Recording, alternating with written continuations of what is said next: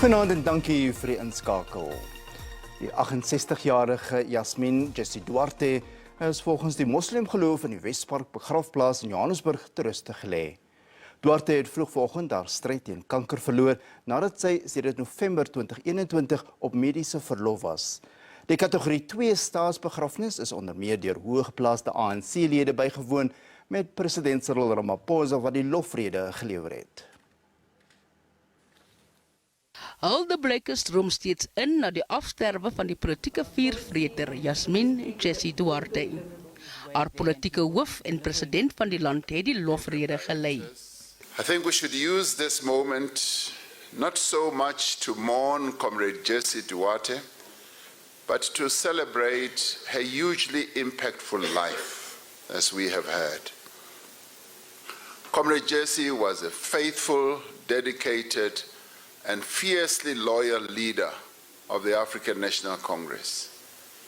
It is difficult to imagine the ANC without our beloved Deputy Secretary General, and to think that we will never again hear her voice and her humorous laughter carrying down the corridors of Luthuli House. Duarte het reeds op 15-jarige ouderdom by politiek betrokke geraak en was een van die stigterslede van die United Democratic Front. Sy was 'n spesiale assistent van die land se eerste demokratiese verkose president, Nelson Mandela. Sy was later aangestel as ambassadeur in Mosambiek.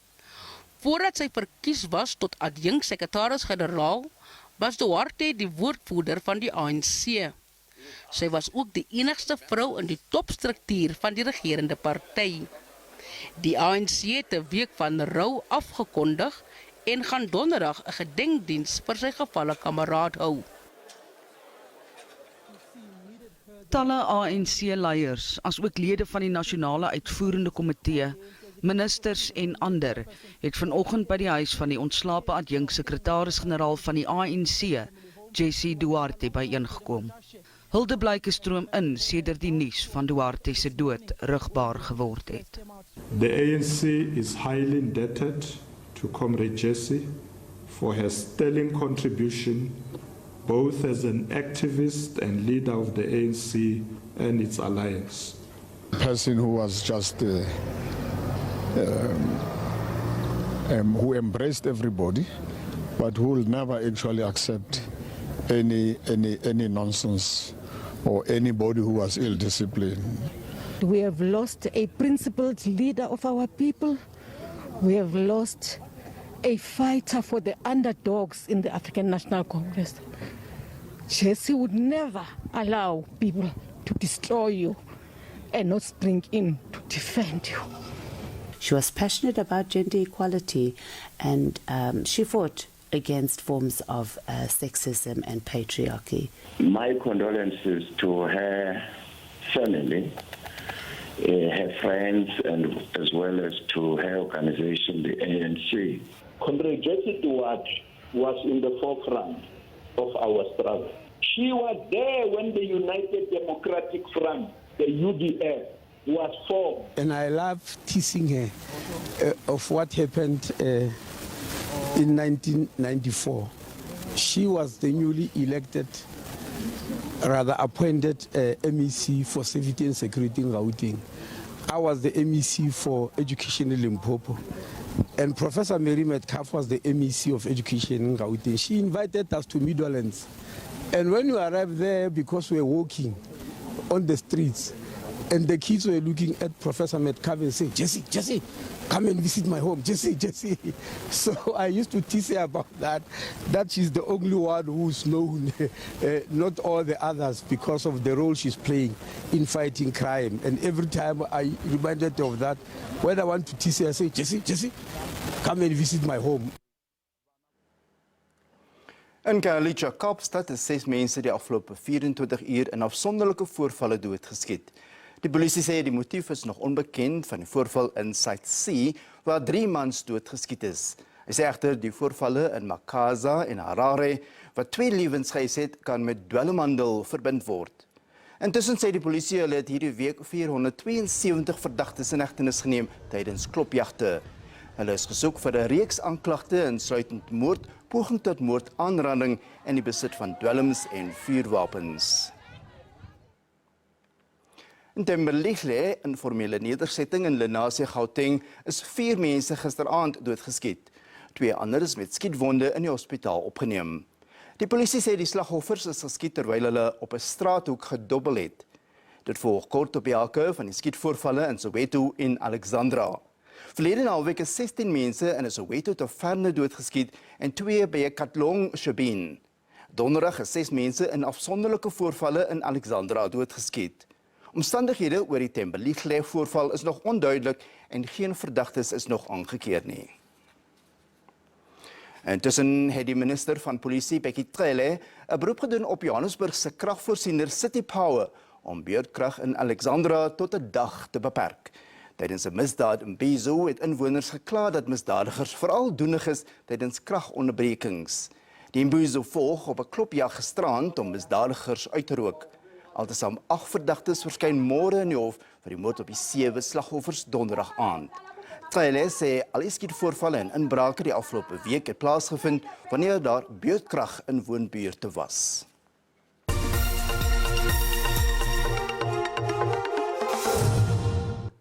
Senegal het Mosambiek met 4-2 gewen in ekstra tyd om die 3de plek in die COSAFA bekertoernooi in Durban. Albei spanne het na die 90 minute speeltyd slegs 1 doel elk kon aanteken. Namibië en Zambië kom om 7 uur te mekaar te staan in die eindstryd. Kom ons kyk nou na enkele hoogtepunte van die Mosambiek-Senegal wedstryd.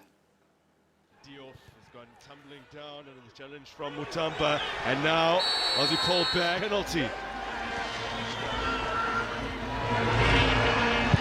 And Diop has made no mistake. Deadlock finally broken. Omade spotted a run from Domingos. One back here by Nelson. It's still Nelson. On he goes. They set it up well. Big opportunity for the equalizer. And it is...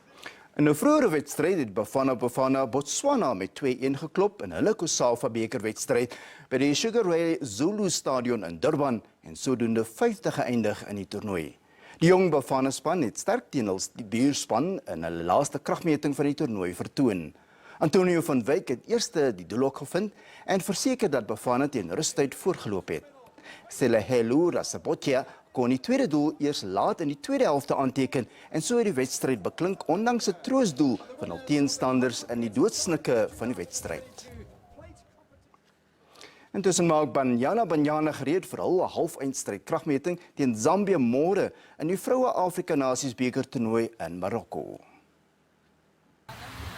Met hulle plek bespreek by die Wêreldbeker sokkertoernooi in Australië en Nieu-Seeland na sy oorwinning oor Tunesië donderdag, is Banyana se fokus vereers op môre aand se wedstryd. We know that the semi-finals is also an important game and the objective for us now is to obviously win the semi-finals and then make it to the finals. So now we focus on the semi-finals and I wouldn't say there's much pressure on us, but we definitely know what is at stake and what we want as a team. The objective is still the same. Die wedstryd teen Zambië skop môre aand om 7 uur af.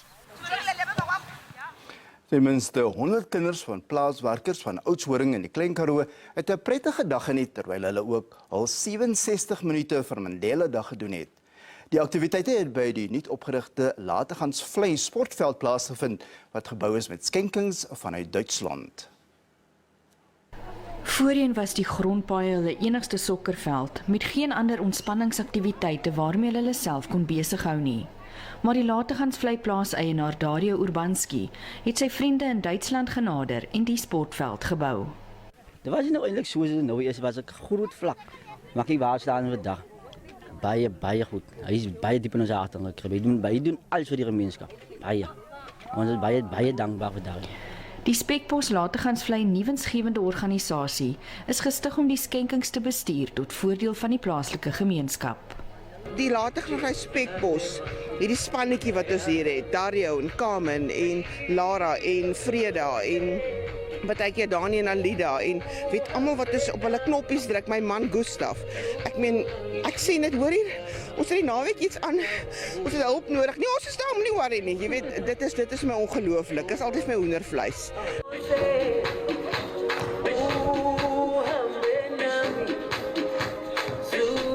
'n splinternuwe verhoog is ook opgerig, waar die jong klomp met hul danspassies kon spog. Hulle het ook al 67 minute vir Madiba dag gedoen. Dat is altijd een highlight in ons area, weil die gemeenschap hier van Natransvlee is wunderlijk, alles staan samen. Als iemand hier kriegt Realmas hier, als jemand happy ist allemaal happy hier so und staan samen als een gemeenschap. En ik denk, het is een goede ding, ons moet meer van zo'n mensen hier kriegen, wat de handen vat, niet nur net wil praten of geef vir my, nee, die mannen hulle doen. Die kinders het ook 67 kolwyntjies versier, wat aan die 67 inwoners van 'n plaaslike ouetehuis geskenk is. Tanya Krause, SABC nuus, Lategansvlei in Oudtshoorn. En ons groet dan tot môre aand om 6:30. Mooi aan verder.